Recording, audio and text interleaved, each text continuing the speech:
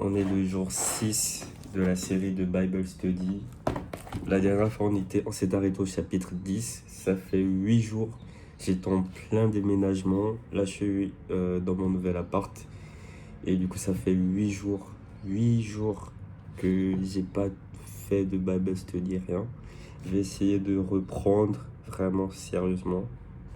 Parce que je sens vraiment la différence dans mon état d'être, dans mon état d'esprit. Avec ou sans Bible Study et avec le déménagement. C'est pas pour me trouver des excuses, mais c'était un peu chaud.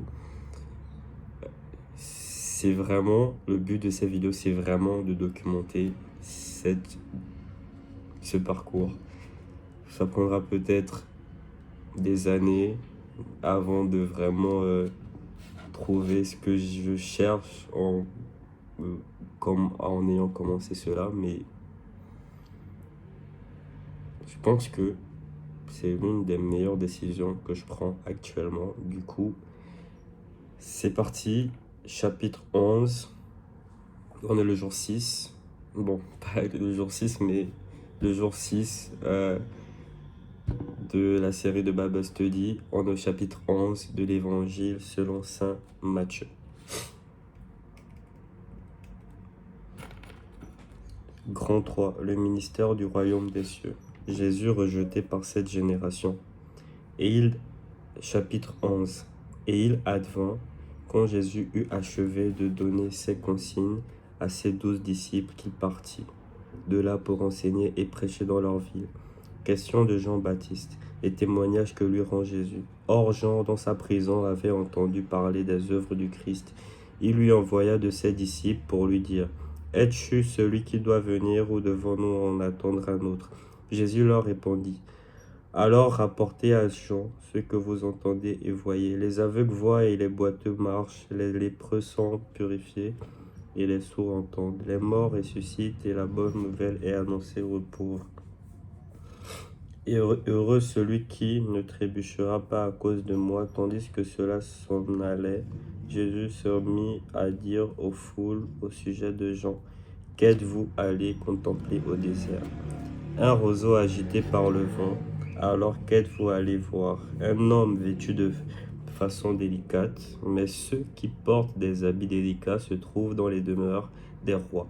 Alors qu'êtes-vous allés faire? Voir un prophète? Oui, je vous le dis, et plus qu'un prophète, c'est celui dont il est écrit: Voici que moi j'envoie mon messager en avant de toi pour préparer ta route devant toi. En vérité, je vous le dis, parmi les enfants des femmes, il n'en a pas surgi de plus grand que Jean le Baptiste. Et cependant, le plus petit dans le royaume des cieux est plus grand que lui depuis les jours de Jean le Baptiste. Jusqu'à présent, le royaume des cieux souffre violence. Et des violents, le royaume des cieux souffre violence, et des violences en emparent. Tous les prophètes, en effet, ainsi que la loi, ont mené leurs prophètes jusqu'à Jean.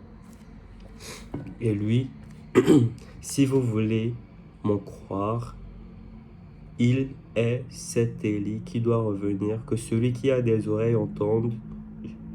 Jugement de Jésus sur sa génération. Verset 16.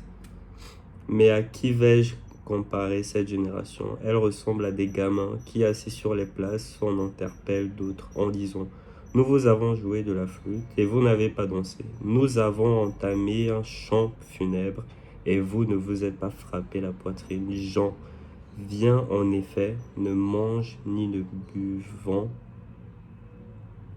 et l'on dit: Il est possédé. Vient le Fils de l'homme, mange Jean et buvant, et l'on dit: Voilà un glouton et un ivrogne, un ami de publicains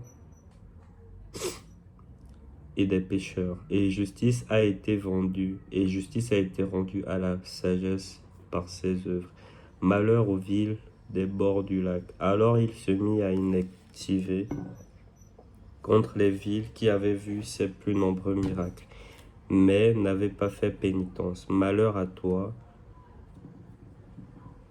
Chorazéen, malheur à toi, Bethsaïde, car si les miracles qui ont eu lieu chez vous avaient eu lieu à Tyr et à Sidon, il y a longtemps que sous le sac et dans la cendre, elle se serait repentie. Aussi bien, je vous le dis, pour Tyr et Sidon, au jour du jugement, il y aura moins de rigueur que pour vous. Et toi, Capharnaüm, crois-tu que tu seras élevé jusqu'au ciel, jusqu'à l'Hadès, tu descendras. Car si les miracles qui ont eu lieu chez toi avaient eu lieu à Sodome, elles subsisteraient encore aujourd'hui. Aussi bien, je vous le dis, pour le pays de Sodome, il y aura moins de rigueur au jour du jugement que pour toi.